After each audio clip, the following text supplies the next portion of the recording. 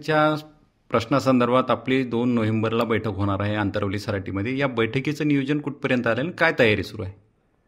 बैठकीचं 2 तारखेचं सगळं रविवारी येत्या सगळं नियोजन झालेलं आहे शेतकऱ्यांच्या मागण्याच्या संदर्भात. कारण शेतकऱ्याला न्याय द्यायचं म्हणलं की सरकारच्या जीवावरती येतं.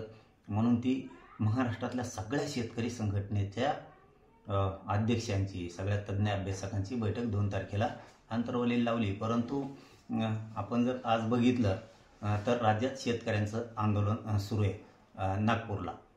तर एकजूट दिसली पाहिजे.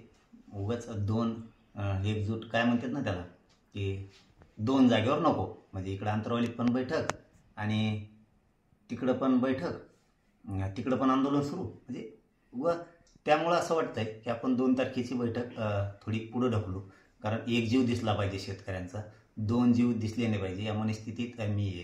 कारण आपण शेतकऱ्यांचे पोर आहेत आणि शेतकऱ्यांचा विषय असल्याच्या नंतर कुठं आंदोलन सुरू असताना पुन्हा दुसरी बैठक करायची हे माझ्याच बुद्धीला मला पटत नाही. म्हणून आपला शेतकरी आणि शेतकऱ्याचा एक जीव दिसला पाहिजे. म्हणून सध्या तरी 2 तारखेची म्हणजे 2 सप्टेंबर येत्या रविवारी 2 नोव्हेंबर येत्या रविवारी 2 नोव्हेंबर 2025 रोजी दुपारी 12 वाजता आयोजित केलेली आंतरवलीतील शेतकऱ्यांची बैठक आपण सध्या रद्द करत आहोत. ती पुढची तारीख कळून सगळ्यांना आपण कळू की या तारखेला पुन्हा शेतकरी एकत्र येतील. आणि मला वाटतं या आंदोलनातून जर सरकारने मागण्या मंजूर नाही केल्या तर आपण बैठक घेऊन सरकार कसं मागण्या मान्य करत नाही ते बघू. पण सध्याचं खरं कारण हे आहे की शेतकऱ्यात एकजूट दिसावी. 2 विषय दिसू नयेत. शेतकऱ्यात तरी एक जीव दिसला पाहिजे, एकजूट दिसली पाहिजे.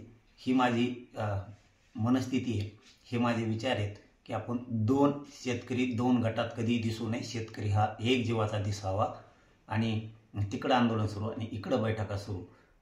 आमची आंतरवालीतली पण हे काय शोभण्यासारखं नाही आहे. म्हणून माझ्याच बुद्धीला ते पटलं नाही. म्हणून आपण ही बैठक 2 नोव्हेंबरची रद्द करत आहोत.